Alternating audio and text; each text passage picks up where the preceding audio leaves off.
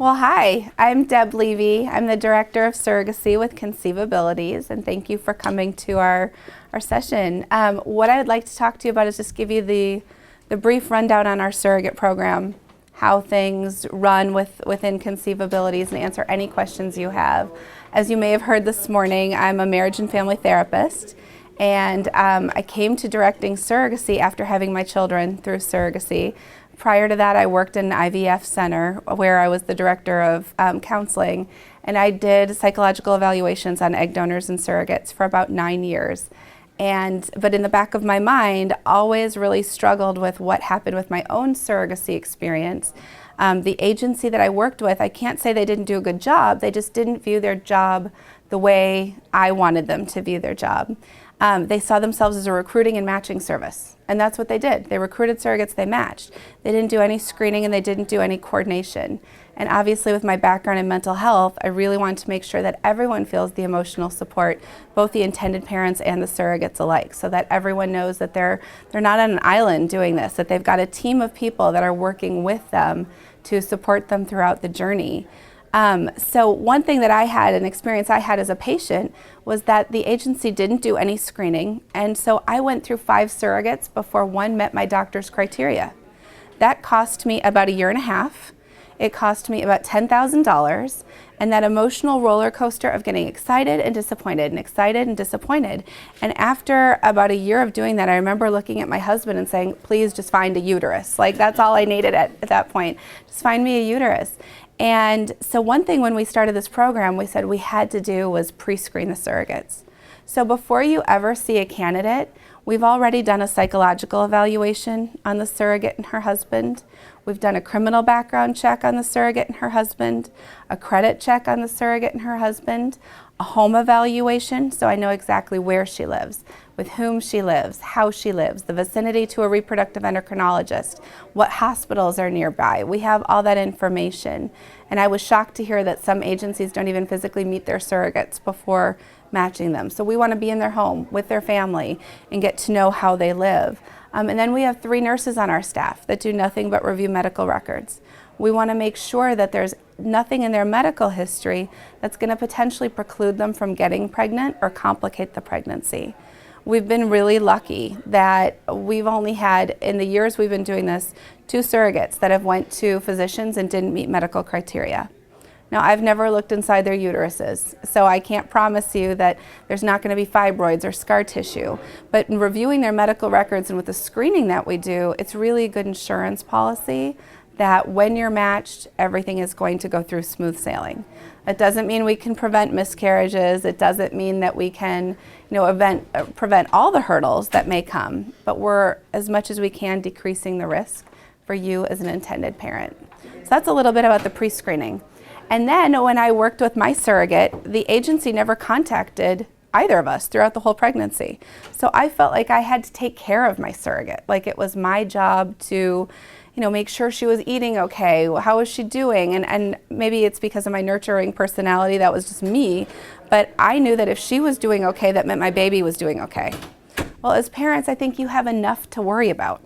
You have enough to be anxious and excited and all those different feelings about. You don't have to take care of your surrogate. That's our job. Certainly if you'd like to, that's fine, but also know that we're caring for her. We're checking in with her weekly. We're following up with you after that. We physically see her once a month at our support groups. We have in-house support groups, so we know exactly how they're doing emotionally, if there's any hormonal issues, if there's communication issues between intended parent and surrogate, we're going to know about it. We do everything in-house so that we can control the situation as much as possible.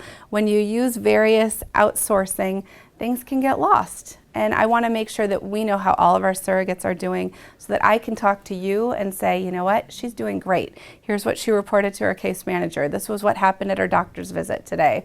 We'll have all that information for you. So that's a little bit about her psychological support and the communication with you. You'll have one case manager that will take you from start to finish. If you use a surrogate with us, an egg donor with us, we'll manage everything, one person. You'll have a point of contact from the day you sign with us until really about 6 months after delivery, when we know all the medical bills have been paid, that your surrogate is doing okay, you're home with your baby, your babies, your name's on the birth certificate. We've facilitated all of that. We work with a lot of specialists, such as attorneys that specialize in reproductive law. And we want to make sure that you're put in good hands so that you know that the legal aspect is taken care of. That's a little bit about the program. Questions so far? Please don't be shy with me. Why don't we run through the financial component? Okay. Actually, in here are some of our packets. I'm going to have you guys take one of these. Give me one of these. Would you like one also? Yeah, you're good? Okay. You have one? Okay. Amy, do you want one? You're good? I'm okay. Good. Thank you. It costs so much money. It's so beautiful. Thank you. Absolutely. If you don't mind my making a comment to your audience or attendees here, your screening process is tremendous Well, thank you. and so important, and certainly not to be found at every agency. So you should be acknowledged for that. Well, thank you. Tell us what you know about our screening process, Amy. Well, Can I call on you? Can I pick on you? you can pick on me. The fact that you're presenting pre-screened Mm-hmm. GCs means exactly that your intended parent is not traveling that part of the journey, which Right. is emotionally challenging, financially challenging, time challenging. Right. You're starting them off at stable ground, and that's incredibly impressive. You've got medical staff, impressive. You've got in-house mental health, impressive. Thank you. Yeah. The other thing that I want to point out is that our case managers are really professionals in the field. We have nurses, we have social workers, we have licensed counselors, people that have been intended parents, people that have been surrogates. Those are all of our case managers. So they know what you're going through. They've been in this field long enough that they know the drill. There's nothing that's going to surprise us anymore. You know, when I first started, when I was a patient, everything surprised me. You know, I couldn't believe this could happen or that could happen. Now nothing surprises me, and we can guide you through any situation that may occur, whether it's a miscarriage, whether it's a failed cycle, whether it's communication issues between you and your surrogate. We can manage that with you so that you're not alone. There's no surprises. So to run through the financial component, if you guys want to look in the packet, there's the fee structure. I don't know, does everyone see that? Okay, perfect. So I'm going to go in chronological order because I think it makes more sense. So I want you to start at the bottom of the page with the agency fee. I want you to know that there's no surprises either with the financial component. We have everything on our website, so you know exactly what you're dealing with from a financial expectation. So the agency fee is $18,000. It's broken up into 3 installments. The first is the retainer, and that's what we need to get you started. The retainer is $4,000, and with that we're going to find you a gestational carrier and make sure that she gets through her medical workup with your physician.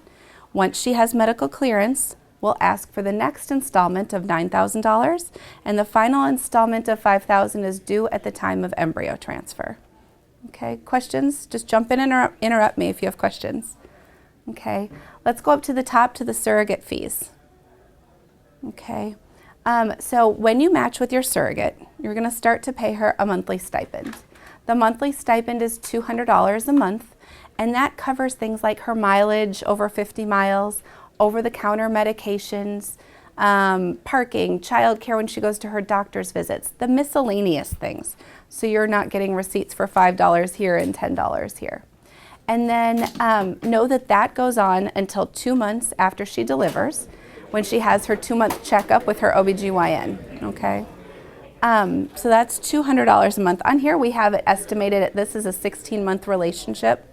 That might be a little high. Maybe it's a 14. Just know that it's $200 a month that you're paying. And then when she has her embryo transfer, she's compensated $1,500 for the IVF cycle. If she doesn't get pregnant, that's been her compensation, is $1,500. If she gets pregnant and we get to 2 ultrasounds that confirm a viable pregnancy, that's usually at about 8.5 or 9 weeks of the pregnancy, that's when her compensation will start. Surrogates are compensated $25,000, and it's broken up into monthly installments. So each month she would get $2,500 apiece. And if at any point, God forbid, she miscarries, something happens, that compensation will stop right there. Okay? What will happen then is if you try again, do another transfer, the agency fee is all going to roll over. Her compensation will start again. Okay, questions? You guys all with me? Yeah? Is there any difference between fees of the one child and twins? Yes. If you want to flip over your sheet, you'll see the variable expenses. If a surrogate is carrying twins, she's compensated an additional $5,000. If she carries triplets, she's compensated an additional $10,000. Obviously, that's a more complicated pregnancy. Any other fees? No, it's the same. It's just for the surrogate compensation. Okay. While we're on these variable fees, I want to point out a few things, because this is where, when you're budgeting for this, it can make your head spin because there's so many variable items. There are so many things that we can't predict. I wish we had a crystal ball and we could predict all of it. We can't. So if she's carrying twins, she's compensated, as I said, an additional $5,000. If you choose to work with a surrogate who's been a surrogate previously, her compensation is an additional $5,000. Then there's things like life insurance, disability. Let's talk about those. I haven't seen many cases where intended parents purchase disability insurance for their surrogate, because honestly, there's usually a 1-year waiting period before you can file under a disability plan, so that defeats our purpose. If she has short-term disability already, great, we can utilize that. Life insurance, most intended parents end up purchasing life insurance for their surrogate, and for a term life policy for a healthy, say, 30-year-old for a 9-month period, it usually amounts to about $350, $400 for the course of the pregnancy. Now let's talk about maternity insurance coverage. We could talk for days about maternity insurance, and quite frankly, the talk I'm going to have with you today is different than it might have been last week. It's changing day to day to day. So back when I had my kids, if the surrogate had maternity coverage, we filed under that and no one knew or cared if she was a surrogate. That's not the case anymore. More and more insurance plans are writing language into their contract saying surrogacy is excluded. There are some plans where it's very clear, surrogacy is excluded, end of story. There's some plans where the language is a little bit gray. There are some plans where there's no language at all regarding surrogacy. And then there's a handful of plans that say, yes, we cover surrogacy, but many are a yes, but. Yes, we cover surrogacy, but we can bill the intended parents up to a percentage. Or yes, but we reserve the right to bill them what the surrogate's being compensated. When you match with a surrogate, we are going to have a professional, well, before you're matched, we have a professional review her plan so that I can show you what her plan says. Now, we have the Affordable Health Care Act that hypothetically is going to be starting January 1st. There's language in there saying that from an individual plan, you can't exclude maternity for any reason. We're assuming that that applies to surrogacy. So, assuming that this all starts January 1st, as it's supposed to, my gut says that we are going to have insurance coverage through individual health exchanges that will cover your surrogates. Because this is changing day to day, I still always want to advise every single one in this room to talk to an insurance specialist, because what I'm telling you today may be very different from what we're hearing a month from now or 2 months from now. So know that insurance has been historically a moving target. We don't know where it's going to end up. But by January 1st, we'll know one way or the other, presumably. Right? Presumably, before the government shut down, they said yes, January 1st. And now they're saying they're making some changes to the Affordable Health Care Act. And because the government shut down, we don't know what they are. I hope that there's not going to be a national exclusion for surrogacy. But there has been talk of it, but I haven't seen it thus far. So, again, we have to talk about this day to day, because that can be a huge variable in your budget.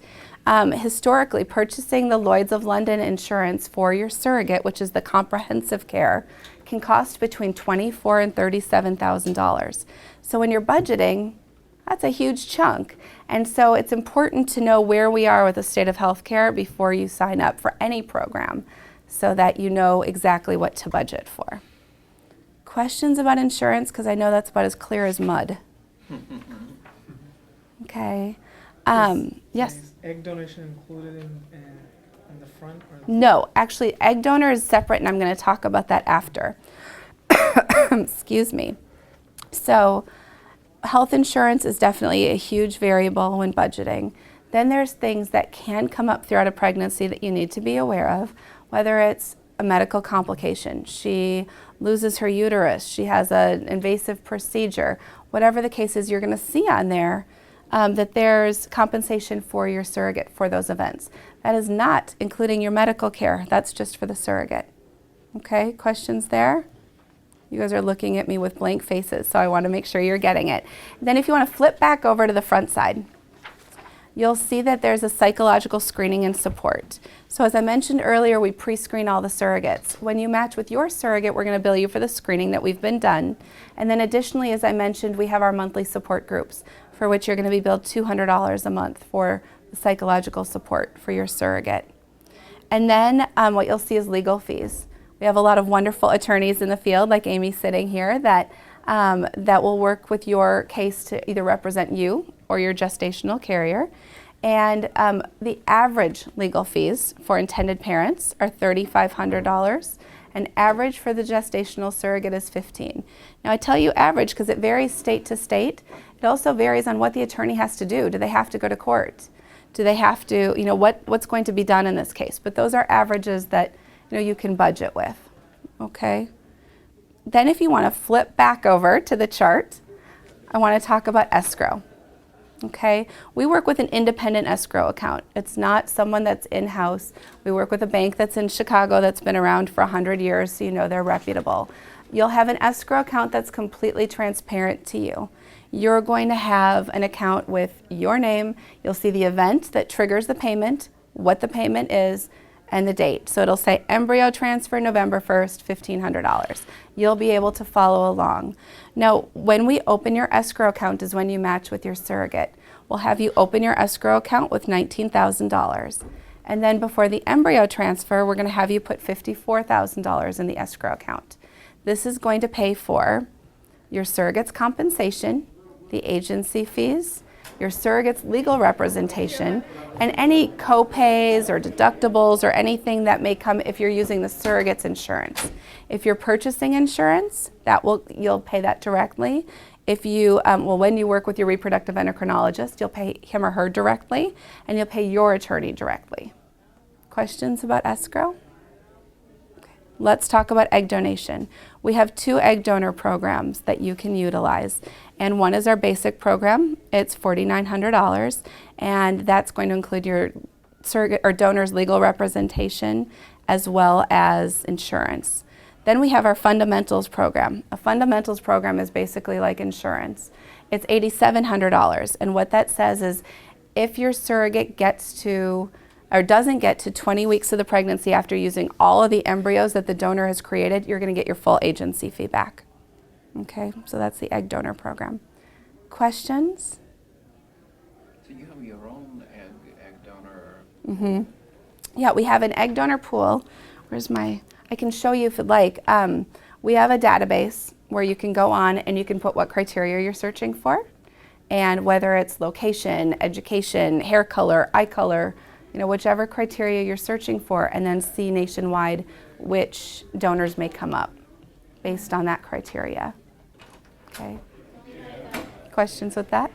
I'm just confused because some of the clinics obviously have their own Yes. egg donor Mm-hmm. pools, and I'm just not completely clear, because they say they do more pre-screening than the agencies do for their pool. With egg donors, they're probably right. When I worked in the clinic, they do a full medical screening on their donors. What I found is that the clinics just don't have as many donors as agencies. So you know what? Start with your doctor. Look at their pool. If you don't find one, then come to us and we can help you. We'll probably have a broader range of donors for you to select from, but she has not been medically screened yet.